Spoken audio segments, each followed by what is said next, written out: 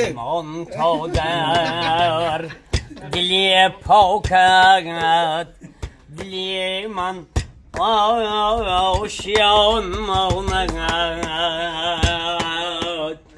بیمان در چشم های تو جوانی یم جوان ماند جانا تو با این حسن عالمگیر از عالم چی میخواهی بیمان در شیری من از در عشقی تو نشان ماند به مثل خنده های آب شارون خنده های توست طبیعت زاد زیباست آن حسنی رسای توست کنم بر چاوش هر یک نیست رو هر کشیرم را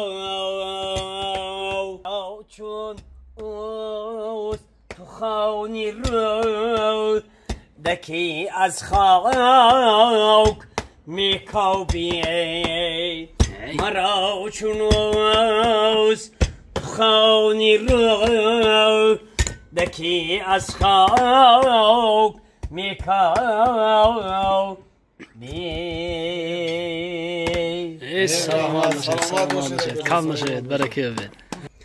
سلام دوستان عزیز تماشابینان محترم ما نمیدید با یک گروه اسبداران و اسبازان و پهلوانان و مخلصان بازی بوسکشی من از آن جمله از همه معمولترش من اسمت الله پهلوان و عزت الله پهلوان اینجا حضور دارم و اینجا یک نشست برادرانه و دوستانه تشکیل کردیم.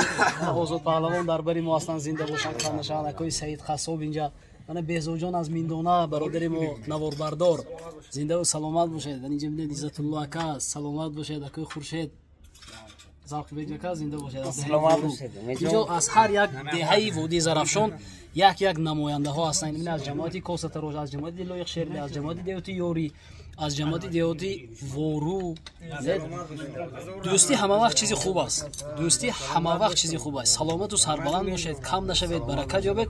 خدا خواهد نقشه ها مرام ها همش در پیش است ان شاء الله. من با اسمت الله و عزت الله یک همینا موندن. خدا خواهد زنده باشید میشد. خدا خواهد همیشه اکای خورشید وعده کردن که قبول کردم. من چی قبول کردم میدونید این آدم یکی از زمان انسان‌هایی که در آلپلاگر ارتوچ نمیدونم سر و سردار میگم من آدمی چوپان راستیگه بخاطر این چیزا اخلاق نمیگیرم. همین خدا خواهد نقشه گرفتیم من با عزت الله پهلوان اسمت الله پهلوان حرکت میکنیم که افراسیاب پهلوان جهانگیر پهلوان البته اینو آزاد پهلوان همین هر کسی که خواهش و درخواست دارد این پیشنهاد است. این یگان چیزی نیست که وای اونجا چیزی خواهشی از مرحمت مراجعت کنید. بریم یک نشستی دوستانه و برادرانه در یک کوهسار یک گوشه زیباترین دیار جان و جانمون تاجیکستان عزیز خدا خواهد یک نواری خوش رو خواهیم کرد. زنده و سلامت باشید. تاجیکستان به پیش کم نشوید. برکت یابید.